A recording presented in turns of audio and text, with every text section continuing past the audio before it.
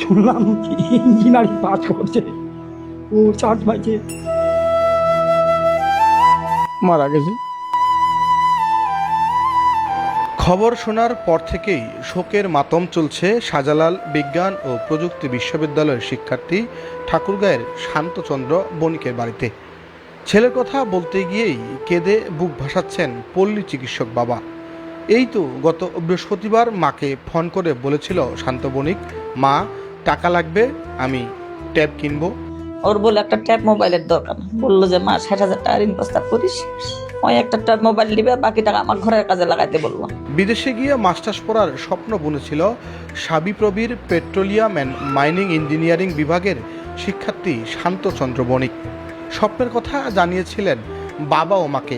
ছেলেকে বিদেশে পড়ানোর জন্য প্রস্তুতিও নিচ্ছিল বাবা মা, কিন্তু বন্ধুদের সাথে ঘুরতে গিয়ে গোসল করতে নেমে তলিয়ে গেলেন পানির নিচে।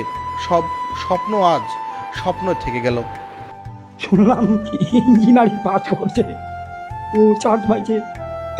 যখন ইঞ্জিনিয়ারিং চান্স পাইছে তখন আমি কোনো বুঝিনি, ওর জমি 50,000 টাকা, 20,000 টাকা লোন বুঝি, আরও ঢাল টাল বিক্রি করে 1,20,000 টাকা দিছি, 1,20,000 দিছি। ল্যাপটপ বলে 72,000 টাকা লাগবে, যেটা কিনে দিছি 1,20,000 টাকা দিয়ে ওর কিনে গেছি, আর আমাকে টাকা লাগায়নি। ওই নিয়ে ও আবার বিদেশে লেখাপড়া করতে চাইছিল, এবার আসে বাড়িতে গল্প করলো, মা আমি মাস্টার্স কমপ্লিট বিদেশে করবো। বলছি ওর বাবা যে শান্ত মাস্টার কমপ্লিট বিদেশে করবে, ওর বিদেশে টান বেশি।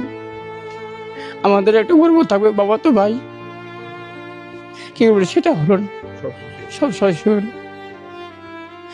আমি সারা রাত ঘুমাইনি, আমার বউ ঘুমাইনি সারা রাত।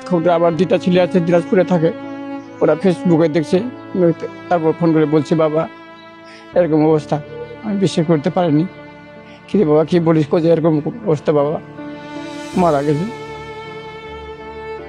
এই জন্য সারা রাত ঘুমাইনি, এই জন্য মামার কাছে ছুটে আসলাম, তা কি খাইছে না খাইছে। ঠাকুরগাঁয়ের বালিয়াডাঙ্গি উপজেলার ধনতলা ইউনিয়নের বানিয়াপাড়া গ্রামের পল্লী চিকিৎসক ক্ষিতীশচন্দ্র বণিকের ছেলে শান্ত বণিক শুক্রবার সিলেটের বিছানাকান্দি পর্যটন এলাকায় ঘুরতে গিয়ে বন্ধুদের সাথে জিরো পয়েন্টে তার নিথর দেহ উদ্ধার করে পুলিশ।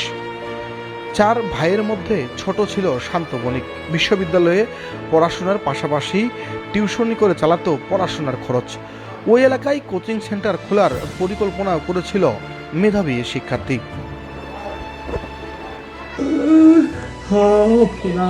তুই চলে গেলে